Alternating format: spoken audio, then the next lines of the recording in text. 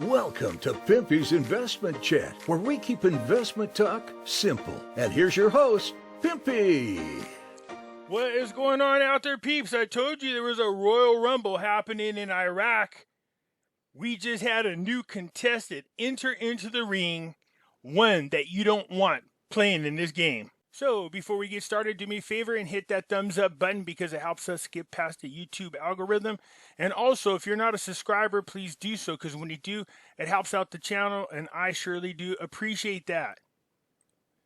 A quick disclaimer, I am not a financial advisor, an accountant, nor an attorney. The advice that I give is freely and of my own opinion. Hey folks, just a quick reminder that back in 2008 and 9, a lot of people lost all of their retirement savings and their 401ks and IRAs because they did not own gold and silver. Yeah, that's right, gold and silver protects you from a market crash. So do yourself a favor, protect your retirement by purchasing gold and silver. You can go to moneymetals.com, reach out to them, and they will help you set yourself up to protect you and your family from having to start all over from scratch. If you're a first-time buyer and you spend more than $100, use promo code Pimpy, P-I-M-P-Y, and they will send along with your order a free half ounce of silver. So folks, do yourself a favor, head on over to moneymetals.com and protect you and your family from a market crash, as well as inflation. So head on over there now. You can actually own physical gold and silver. Go to our friends at Money Metals Exchange. The link is down below in the description. And don't forget to use promo code Pimpy, P-I-M-P-Y. If you spend more than $100, you will get a free half ounce of silver. For those of you looking for my address, there it is right here. And you guys know I have an alternative website where I post original content as well as other content that is banned from YouTube. It's $3 a month. All proceeds go to Finding Life's Purpose Foundation, and you have unlimited access. Be very careful of people out there trying to impersonate me. They're asking people to send them money. Don't fall for it. I will not ask you to go to WhatsApp, nor will I ask you to go to Telegram. And here's how you know if I'm the one responding to any of your comments. A person makes a comment. If I respond, you'll see a dark circle around my name. See that? From time to time, I will use material that is copywritten. Just so you know, I am exercising my fair use rights. As I was saying, a new contestant has entered into the Royal Rumble, and this is not one that you want to be playing. Guess who is making themselves known? Yep, ISIS. And the Diyala attack left a massacre. The results of 12 casualties and 15 wounded. A medical source, and I believe it's pronounced Diyala, stated that the death toll of an attack launched by ISIS on a village on the outskirts of a district northeast of another area Tuesday evening increased to at least 27 victims. So it said the outcome of the terrorist attack in the Al-Rashad village rose to 12 victims and more than 15 wounded, including women. Noted that portions of the wounded did not enter the hospital, and their numbers may be more. The outcome of the subject to increase due to the severe injuries as a result of the attack. So there was eyewitnesses said that an ISIS gunman attacked with medium and light weapons a gathering of young people in the village of Al-Rashad, and then opened fire randomly at the house and fled. A security source said in the news that the village of Al-Rashad on the outskirts was attacked by ISIS militia, who fled immediately upon the arrival of militia reinforcements. A couple things about this. One is this is not a person you want jumping into this Royal Rumble match. We don't want ISIS there. Iraq has taken big strides to get back on track. They have done great things to get back onto the international scene. Now, ever since whatever happened in Afghanistan, people are starting to really feel emboldened, especially under this administration. Say what you want. People talk about they're tired of politics. Yeah, just keep being tired of it and allow what's happening to happen. Eventually, it's going to find its way to our doorsteps. Why? Because while you were tired of politics. I get that all the time. Pimpy, stop bringing politics into this. All of it is connected. Have you not figured that out yet? That freaking dementia idiot that's in the office is destroying this country and our allies. I knew as soon as he got in the office, you could go back and listen to my videos. I said this, don't be surprised. You're going to see Al-Qaeda, ISIS, all Iran, China, Russia, all feel emboldened that this idiot is in office. So much hard work by Al-Qademi and his people. Now, this is just a small attack, but let's hope it does not escalate. I'm really troubled about what happened in Afghanistan. My concern is now they have an entire country for training and funding and funneling money, just like Obama did before. We don't want that to happen. We want stability there. We need Al-Qademi to get back in office. Protesters are already, their 72 hours are up. Protesters are ready to go back on the streets. They're promising violence. This is the Shiite forces that say this election was rigged. So, what are we finding out? Not 300 stations are having recounts. No. Wait till you see the number of stations that now are going to be manually recounted. And let me tell you something. If they find out that the votes don't match, not only is all hell going to break loose, but all those people in their circuit jerking each other around, patting each other on the back at the UN Council meeting, those people are liable for whatever these results are. Talking about, we did a great job, yeah. Well, I told you, remember I said this before the election, I'm concerned about the number of those individuals that are part of the Great Reset, which is a New World Order movement. Makes me feel kind of iffy. We'll see. Again, we'll find out what the results are of the audit. If the right people are controlling the audit, even if it is rigged, they'll do just like they do here and just tell everybody nothing to see, move along. The real estate bank extends office hours until 5 in the evening. Okay, good deal. That's what we want to see. The Electoral Commission issues a statement on the conclusion of appeals process. So you can't file any more appeals anymore. But all those appeals that were not rejected are now going to be addressed. I told you, pay attention to the number of voting stations that are going to be manually recounted.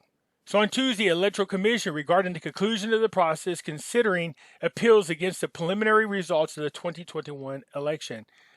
The commission stated that to the news that it has completed all appeals on Monday and indicated all aspects related to studying these appeals and dealing with them in accordance with the legal context and took the necessary measures regarding them through the statements it issued on a daily basis since it began receiving the appeals submitted by candidates, parties, and alliances. So the appeals portion has been completed. In other words, whatever was rejected is rejected. There's no more new claims. Now they address the ones they did not reject. Check this out. The Board of Commissioners took a decision to open a number of stations according to the appeals that were submitted, which amount to more than 2,000 stations. Not 300, but 2,000 stations will be manually recounting their votes. Starting to sound real familiar, isn't it? So 2,000 stations distributed in various governance based on legal procedures published through the official website of the Commission, where the counting and sorting process will begin tomorrow on October 27th. From 8 in the morning until 5 in the evening. You would think they would do this nonstop. Have they not paid attention to what happened over here when people so-called stopped counting, only to find out that Ruby Freeman and her daughter and friends went in there and scanned the same votes over and over? They better make sure that whoever is watching over the ballots is a reliable source. 2,000 voting stations are now subject to recount. All I can tell you is this. If they find huge discrepancies between the number of votes they're claiming came out of the district versus the number on the ballots, all hell's going to break loose. It's not just going to be in Iraqi. We're talking about the United Nations and all those people, again, sitting around circle jerking each other off about what a great job they've done. We did the New World Order bidding. I'm hoping nothing changes. I really do. I want to feel like over there, at least they had their elections done properly and it was done legally with no get-ups. So the President of the Republic, which is Saleh, is meeting with the political leaders, stressed the importance of forming an effective government that protects its interests. Iraqi interests, that is. There are several articles about this meeting. So Saleh is going to be meeting with all of them. Keep in mind, some of these leaders are accusing him of conspiring with Al-Qademi and the United Nations and those New World Order people of rigging this election. Saleh is trying to find a peaceful resolution.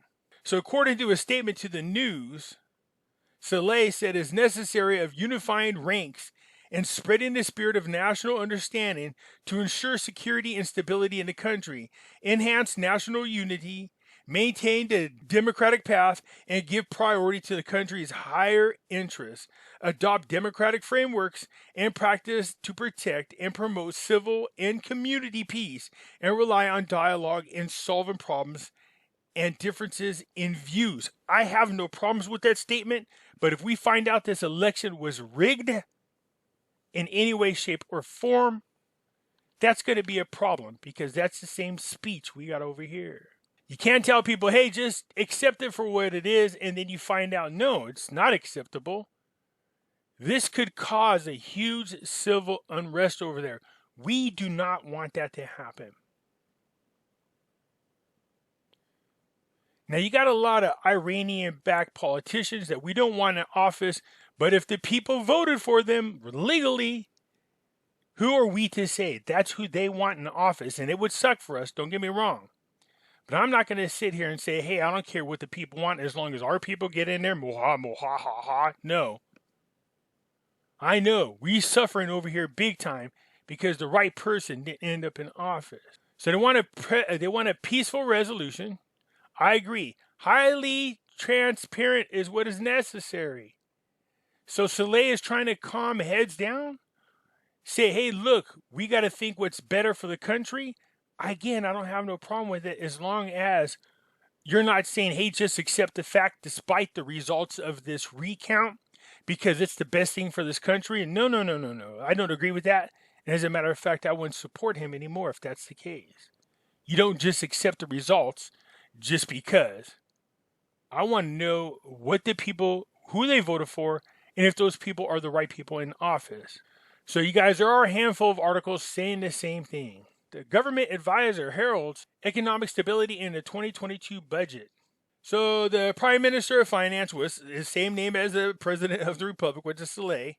His expectations, the stability of Iraqi economy during the budget year of 2022, attributing to the cause to high oil revenues.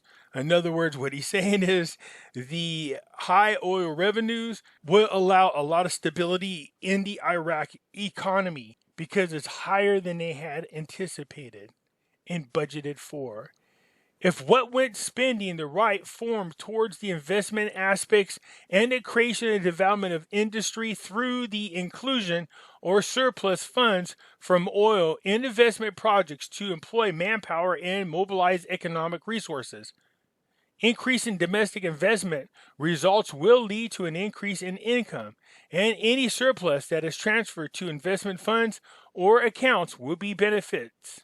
This is what I was talking about. Let me translate that for you. He's saying the money has to go to the projects to help rebuild Iraq. As long as the money is going to these projects and the projects are actual real projects and that the money is spent wisely and managed wisely, these create more jobs for people, less people in government, more people paying taxes, a stronger economy, which leads to a stronger dinar. You gotta love the way they word this, and this to me is not surprising at all, to be quite honest with you. America hopes to form the new Iraqi government according to the results of the election and the decision of the people. Well, it's not up to America to form the new government. That is up to the Iraqi people. This is not the first article to word it this way, and it makes you wonder. We can't feel confident in the election in which it says America hopes to form the new government. No, the Iraqi people hope to form the new government based on the way they voted. And here again, you have it. The U.S. State Department welcomes a statement of the Security Council and congratulates the success of the Iraqi election. Circle jerk, circle jerk, circle jerk. Pat each other on the back. We done a great thing. But let's see what they say if for whatever reason, and we don't want this to happen, but if for any reason we find out that there's a huge discrepancy between what the public was told versus what the ballots say, well then, we all know who the hell had their hands in this cookie jar and affected this outcome. Heads should roll. So the final results of the election will be submitted to the federal court after the appeals are resolved. 2,000 voting stations are being recounted. That's huge. That's not 300. That's 2,000. Anyways, here you have it. This is another thing we don't want to see happen. 72-hour deadline has gone and passed. The coordination framework. By the way, the coordination framework is a group of the different factions that make up the government or in parliament. That's what they call themselves, the coordination framework. They said they give 72 hours for everything to be resolved. They say everything is possible in the coming hours, including storming Al-Qadr. So here we have civil unrest just when everything was going good and you're feeling happy about it. Entering into the Royal Rumble ring is ISIS, a new contender. Now you're going to have protesters going out, causing civil unrest. This is what the CIA is best at, by the way. Let's hope that calmer heads prevail. The leader of the Al-Fatah Alliance, one of the most prominent forces of the coordination framework, al-Masari, the 72-hour deadline given by the demonstrators and sit-ins in the Green Zone Gate to implement their demands has expired. And for this, the Commission and other competent authorities must implement the demands. Well, we don't care about your demands. Let's first find out what the results of the audits are before you start making demands. Failure to implement the demands of the demonstrators and sit-ins, which are supported by the majority of the political forces, will exacerbate matters. We don't want to see any of the armed militia groups come in or even the military come in and start shooting demonstrators. We don't need this all over again. Just when you think we're getting to where we need to be, this kind of crap happens. We don't want that to happen. So that is what's going on in Iraq. ISIS has now entered into the Royal Rumble ring. The protesters are about to join too. So what do we got here? A 400-man tag team match going on in there? That's not what we want, but I have faith that everything will come out peacefully. We'll get the right government in there, and let's pray for the Iraqi people. That's it for now. Hit the thumbs up. If you're not a subscriber, please do so, because when you do, it helps out the channel, and I surely do appreciate it, and I'll catch you later. I'm out.